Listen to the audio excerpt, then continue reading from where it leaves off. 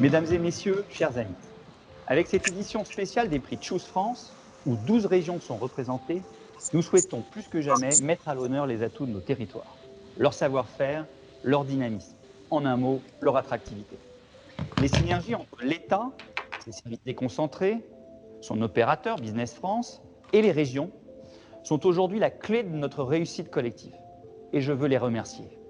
Je veux également saluer le travail du comité de sélection et celui du jury présidé par Pascal Cagny, dont la tâche a été particulièrement ardue cette année, tant la qualité des projets était au rendez-vous. Vous le savez, le président de la République et le gouvernement ont fait le choix de déployer des moyens inédits pour faire face à la crise économique et sanitaire. Ces moyens viennent s'ajouter au talent, à la créativité et au savoir-faire des Français, au dynamisme extraordinaire de nos territoires. Car ce sont les territoires qui font la force et la profondeur de l'attractivité de notre pays. Les résultats sont au rendez-vous. Nos indicateurs montrent en effet un regain de confiance chez les dirigeants étrangers qui entendent maintenir leurs investissements en France en dépit de la crise sanitaire et économique. Valoriser cette dynamique, encourager les investisseurs à faire le choix de la France, c'est tout le sens du label Choose France. Aux côtés du président de la République, nous sommes tous engagés pour amplifier cette dynamique et expliquer les atouts et les enjeux du plan France Relance. Les prix que nous décernons aujourd'hui sont autant de signaux de notre ambition. Investir pour transformer en profondeur notre économie et la rendre encore plus compétitive, plus verte, plus innovante et plus résiliente. J'adresse donc mes sincères félicitations aux lauréats de cette édition 2020 que j'aurai grand plaisir à rencontrer à la rentrée. À bientôt. Vu de Business France, il était important que la deuxième édition des prix Choose France soit le reflet de notre action en faveur de l'attractivité. C'est pour cela que cette deuxième édition a un focus territoire. L'attractivité, nous la concevons comme une course de relais. Ce relais, il part du monde entier, de nos bureaux Business France à l'étranger, jusque dans les territoires. Et nous devons veiller à ce que nous puissions passer le relais entre les différents acteurs de l'attractivité de façon fluide. Comme dans un relais, chacun a son bout de course, mais il y a un espace conjoint dans lequel il faut que l'on arrive de façon optimale à transmettre le bâton. La deuxième édition des prix Choose France, qui vise à récompenser en fait les entreprises internationales, à essentiellement célébrer les entreprises internationales qui viennent sur le territoire français et qui sont au nombre de plus de 28 000, qui représentent plus de 2 millions d'emplois, 20% de l'effort de recherche et développement, 30% des exportations. Des prix qui, dans leur deuxième édition, avec la vocation de se pérenniser sur la décennie à venir, vont essentiellement illustrer trois axes fondamentaux. Ceux de la relance. On veut effectivement que les entreprises internationales puissent participer à notre plan de relance. Comme vous le savez, il est un des plus ambitieux d'Europe et s'articule autour de trois axes. Le premier, la transition écologique. Le deuxième, la compétitivité et l'innovation. Et le troisième, la cohésion sociale. Au-delà de ces trois prix, nous aurons deux prix liés à un prix spécial du jury, mais aussi à un prix spécial Covid qui visera à honorer toutes les entreprises étrangères qui ont particulièrement été citoyennes durant cette période un petit peu troublée. Il faut aussi souligner la qualité de notre jury.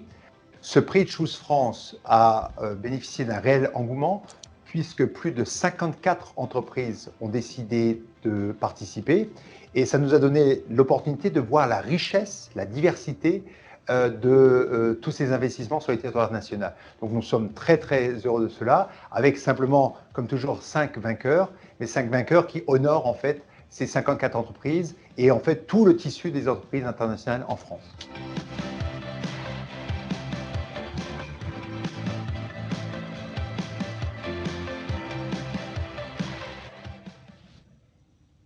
Donc les prix Choose France avec un spécial territoire et un premier prix, comme vous l'avez compris, sur la transition écologique. Alors elle est importante parce que dans cette période de crise, il est essentiel qu'ensemble, tous ensemble, nous puissions avoir l'espoir, mais surtout la volonté d'en sortir grandi et donc de bâtir ensemble pour la génération future la première économie décarbonée d'Europe. Ça, c'est un objectif. Et plutôt que d'avoir simplement une promesse, il faut vous rappeler aussi que le gouvernement, la représentation nationale a en fait dédié plus de 7,5 milliards d'euros sur la transition vers l'hydrogène vert pour juste illustrer ce propos. Alors, après ces quelques informations, ces quelques mots, une nouvelle vidéo qui va nous présenter le lauréat.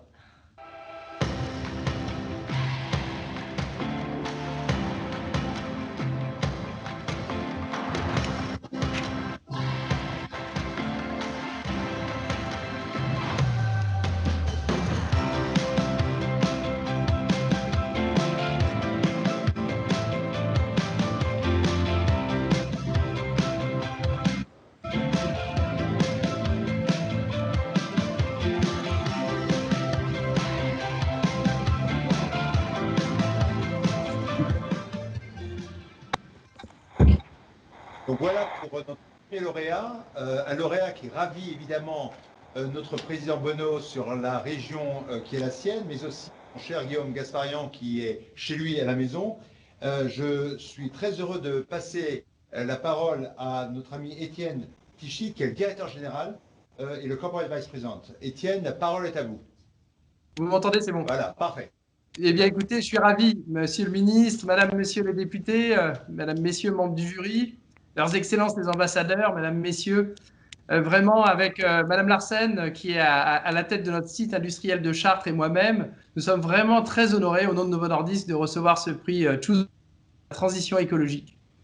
Alors, en tant que dirigeant d'une entreprise de santé danoise détenue par une fondation et leader entre autres dans le traitement du diabète, je suis vraiment très fier de la reconnaissance que vous nous témoignez ce soir. Alors, une reconnaissance à plusieurs plans. La première chose, une reconnaissance de l'importance stratégique de notre industrie de santé, très engagée auprès des patients, en particulier dans cette crise sanitaire actuelle. Et pour illustrer tout ça, eh bien, Novo Nordisk, depuis 60 ans, n'a pas cessé de renforcer son implantation en France en faisant de Chartres un site stratégique et devenir le premier employeur d'Eure-et-Loir.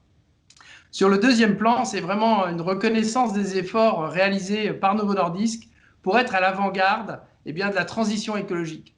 Et le site de Chartres, comme nos équipes dans toute la France, s'inscrivent dans une stratégie environnementale zéro carbone, Novo Nordisk, qu'on a appelée Circular for Zero. Et notre ambition est de pouvoir éliminer l'intégralité des 8500 tonnes de CO2 que nous émettons au niveau de l'usine sur une année d'ici la fin 2022.